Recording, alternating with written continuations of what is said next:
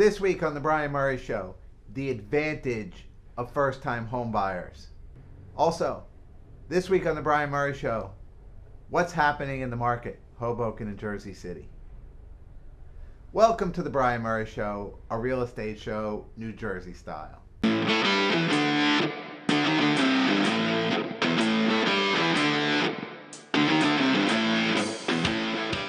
I'm Brian Murray, and today's discussion point is the advantage of first-time home buyers, especially in this market. So one thing that first-time home buyers have as an advantage that you might not think about, because a lot of times first-time home buyers might be just starting out and they might not have as much money or as big down payment or that kind of thing. But what they don't have is they don't have baggage. They don't have a giant home to sell in order to buy another home. Oftentimes they've saved up their money. They're in a rental. They live with their parents. They live together. There's a lot of their ability to be nimble and their ability to move quickly is a lot different than if they have to sell a place, they have a family. There's a lot of things that go into that. So first-time home buyers, especially in a market that's competitive, is a big deal. The other thing, the second advantage to first-time home buyers is they don't have a lot of baggage. And I don't mean the giant home. I mean they don't have a lot of process baggage. Like, oh, I bought a home 10 years ago, and back then it was this way and that way, and I know better than everybody else how to sell my home or how to buy a home. Doesn't work that way today. Today's environment is different. If a home buyer bought a home 5 years or 10 years ago or 15 years ago, my gosh, is it a different environment. It's a different way that the home is marketed. It's a different way the home is shown. It's a different way that a buyer's viewing a home, feeling about a home, judging a home, whether you're in the suburbs, whether you're in New York City, whether you're somewhere in between like Hoboken, New Jersey City, Weehawken, West New York. It's just different today. People are not different, but the way you buy and sell is completely different. So that first-time home buyer does not have that baggage of, well, back in my day it was like this, and back in your day could have been 5 years ago. So huge advantage to first-time home buyers, even if they think they might not have one. But I will say this, that for someone who owns a home and has to sell it in order to move up to another home, in this market it's like a giant albatross around their neck. That, there are ways to address that. I have some great ways for sellers to address it. Most of them, they're not going to like the answer, but it's not catastrophic at all either. You just have to bite the bullet a little bit. So reach out to me if you're a seller and you're concerned that you have to sell your home to move up. We can have an honest conversation about ways that might work and that are easy and ways that will work and are a little bit harder. But ultimately, at the end of the day, you'll get where you want to go. This is today's discussion point. Weekly numbers, Hoboken and Jersey City. I'm going to sit a little further back from the camera here because I don't want to be in your face about this. I want you to process this in a way that makes sense for you. So here we are, May 19th, 2021. Let's talk about Jersey City just for a second. 241 homes on the market. That's 37 in the last 7 days and 121 in the last 30 days. So kind of tracking at about number of homes coming on the market each week. And about half of them are 30 days or less. Under contract 72, so again we're in about the 3.5 month range there. Days on market of those under contract, the median days are 25. So they are moving, they're moving within a month. The number sold in the last 30 days is 67, and the discount was only 0.5%. So they sold at 99.5% of ask price. In Hoboken, I'm going to work backwards. So the discount rate was 0.8%. So they sold for 99.2%. 118 sold in the last 30 days. That's a big number. Median days on market, 14 days. Median days on market, 14 days. That means the market is still moving very, very, very quickly. Under contracts last 30 days, 131.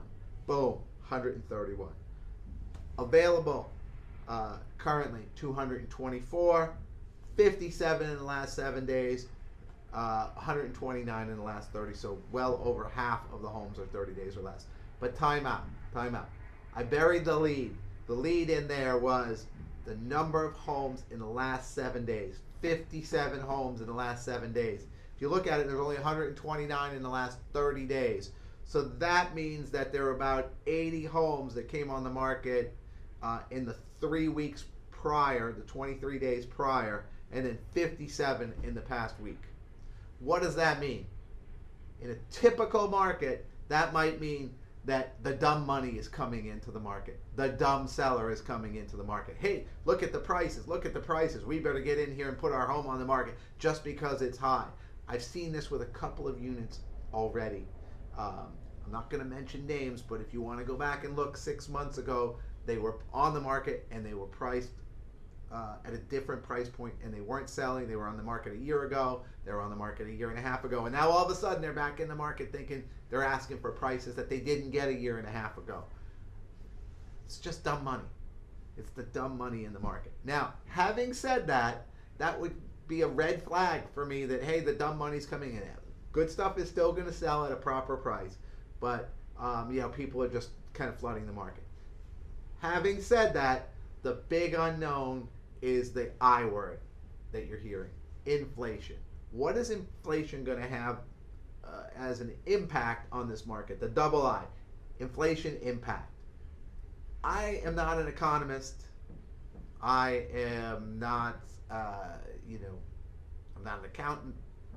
But I can tell you that when things get more expensive, your daily food and car and those kinds of things get more expensive, locking in a deal on your home at 3% interest rate for 30 years sounds like a pretty darn good way to hedge against inflation. So you're going to start to see maybe some people looking at real estate as a hedge and locking in these low interest rates against inflation. So you could see the market continue to propel just based on inflation fears. I cannot predict what is actually going to happen with inflation, but I can say that a lot of people are talking about it, and I want to advise my clients, hey, look, if you thought that the dumb money was coming into the market, I agree, but that doesn't mean that the market's going to slow down. These are the weekly market numbers and update. If you want to discuss it more, you want to discuss your situation a little bit more in detail, reach out to me. So this week's the good, the bad, and the ugly. The good. We're finally doing a little bit more face-to-face. More people are getting vaccinated. The CDC's relaxing guidelines. So there's a lot more face-to-face interaction without masks. I got to be honest with you, half the time I can't understand what somebody's saying behind a mask, and most of the time people can't understand me behind the mask. So that's great. I mean, a little bit more normalcy, a little bit more communication. People, my clients, I'm excited to see them. I'm looking forward to doing a couple of client parties in the near future with people, just to appreciate them and to see them, and to thank them for their continued support even through these downtimes. I do appreciate people supporting me. So face to face is good. Bad. I don't know if you've noticed it or not, but it seems like over Hoboken and Jersey City, they've put up all these no parking signs, and they close streets for parking for days on end, and then nothing ever happens on them. Like, my gosh, 5-6 streets in a row, there's nowhere to park, and yet there's nothing going on. So frustrating. You think that they would come up with a better solution, even an app. Somebody could build them an app to say, hey, when exactly are you going to be working on this part of the street, so you don't need to take 7 blocks of streets for a week when you're only working on 1 block of that street today. That's just, it's always a frustration. And then the ugly thing for me is these damn e-bikes. You know, they go fast, they ride on the sidewalks, they ride in the bike lanes, and you know they're kind of dangerous. If you're making a turn across one of these bike lanes, you're kind of expecting to have a little bit of time. You look and you peripherally, you don't see anything. You make the turn, fine. Bikes don't go that fast. E-bikes do. They're going to close that gap, and you're going to see some serious accidents with these e-bikes if you haven't already. Whether it's pedestrians, whether it's cars, that's the ugly. The good, the bad, the ugly. Leave you with a little less than inspiring quote, but inspiring nonetheless. Damned if you do, damned if you don't. If you're a home buyer or a home seller in this market, it just is what it is. So just go with it. Go with your gut. Live your life. If anything, COVID has taught us to live now. Live now. It doesn't mean be reckless. It just means live. And so if you're looking to buy and move, then do it. If you're looking to sell and move, then do it. There's never going to be that quote unquote right time to save or make an extra 1 or 2%, because that's really what you're talking about. Live now. Thanks for watching The Brian Murray Show. As always, all episodes of The Brian Murray Show can be found on my blog at themurraypropertygroup.com under the blog section. I do appreciate it if you like me, follow me on Instagram, LinkedIn, Facebook, anywhere you can find, pretty much anywhere you can find me. I do appreciate that.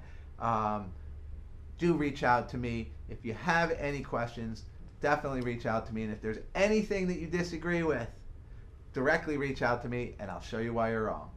Thanks for watching.